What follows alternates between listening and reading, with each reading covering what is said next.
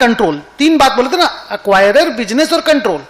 तो अक्वायरर का डिस्कशन हुआ, अब कंट्रोल क्या होता है। कंट्रोल होता है if you acquire more than 50% stake इधर डायरेक्टली और indirectly through your subsidiary, the control is acquired.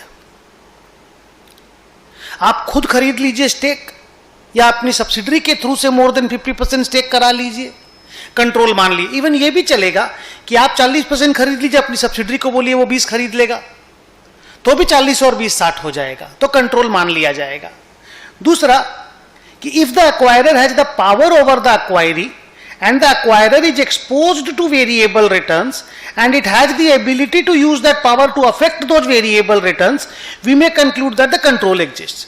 मतलब खाली स्टेक खरीद लेने से भर से नहीं होगा, we should be exposed to the variable return. मतलब सब्सिडरी को अगर नुकसान होगा तो वो नुकसान हम लोगों को भी होगा। एंड टू, उस वेरिएबल रिटर्न को, उस नुकसान को संभालने के लिए, वो नुकसान नहीं हो उसके लिए हमारे पास पावर होना चाहिए कि हम लोग उस वेरिएबल रिटर्न को अफेक्ट कर सके, यानी कि हम सब्सिडरी कंपनी की डिसीजन मेकिंग को कंट्रोल कर सके सो दैट उसको वो नुकसान ना हो। That is also very very important. तो इस पैराग्राफ को अगर मैं समरी करके बोलूं ना, तो the acquirer should have power over the investee, the acquirer should be exposed to variable return and the acquirer should have the ability to affect those variable returns.